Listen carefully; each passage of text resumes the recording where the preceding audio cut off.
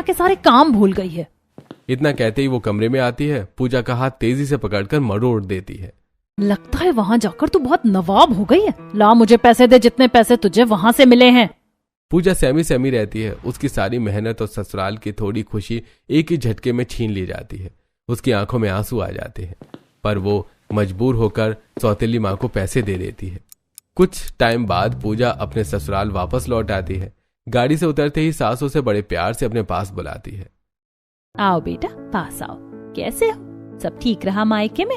माँ के घर जाकर अच्छा लग रहा होगा ना? पूजा धीरे धीरे उनके पास आती है। उसकी आंखों में हल्की थकान और हाथ पर चोट का निशान साफ दिखाई देता है। बेटा, ये क्या हुआ हाथ पर? ऐसा लग रहा है किसी ने जोर से मरोड़ दिया हो हाथ को। नहीं मम्मी जी, हाथ नहीं मरोड़ा, ये तो बस ऐसे ही चोट लग गई थी। अच्छा बेटा, कोई बात हो तो बता देना, हम तेरे साथ हैं। ठीक है मम्मी जी। फिर सास बहू अपने अपने कमरे की ओर चली जाती हैं। सास और ससुर कमरे में बैठकर गंभीर होकर बात कर रहे होते हैं। लगता है बहू को मायके में कोई परेशानी हुई है।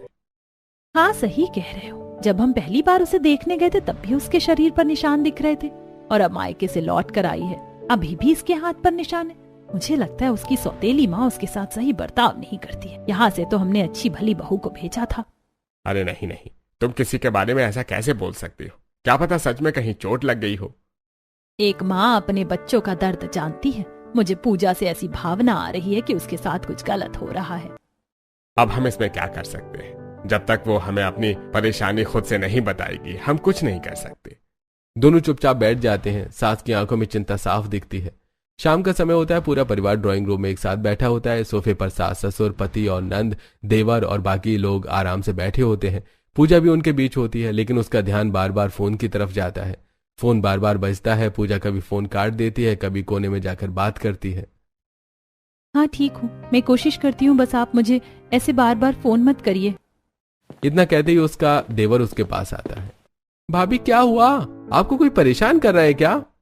देवर अचानक पूजा का हाथ पकड़कर फोन ले लेता है और फोन पर बात करने लगता है। यहाँ के दिन तो तुझे याद होंगे ना? अगर तूने पैसे नहीं दिए ना तो वहीं आकर तेरी इतनी बेइज्जती करेंगे कि तेरे ससुराल वाले भी तुझसे रिश्ता खत्म कर देंगे। और याद है ना तुझे मम्मी कैसे मारती थी? तवे पर तेरा हाथ भी जला दिया था। उन दिन को भूलना मत तू। देवर का चेहरा लाल हो जाता है, आंखों में गुस्सा भर जाता है। तुम जो भी बोल रहे हो ना, आइंदा से मेरी भाभी को फोन मत कर देना, वरना वहीं आकर तुम्हें पुलिस के हवाले कर दूंगा। और हाँ, अब मेरी भाभी का तुमसे कोई लेना देना नहीं है। वो इस घर की बहू है और इस घर की बेटी भी है। आज के बाद से उनका तुम्हारे घर से दाना पानी बंद, और खबरदार दोबारा यहाँ फोन किया तो। देवर फोन रख देता है। पूजा चौंक कर पीछे हटती है। भैया आपने क्या कर दिया?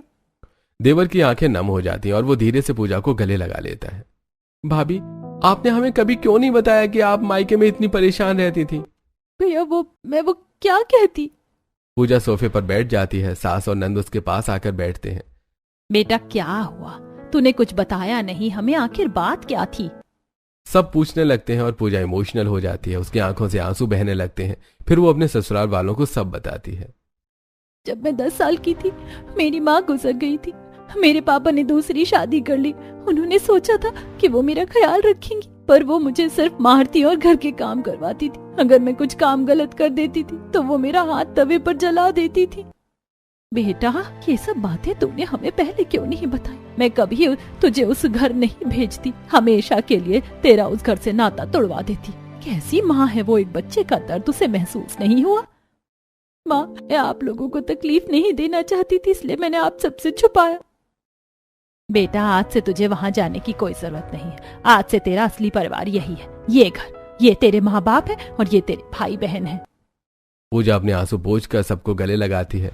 उसे पहली बार महसूस होता है कि अब वो सुरक्षित है। उसके आसपास प्यार और अपनापन देने वाले लोग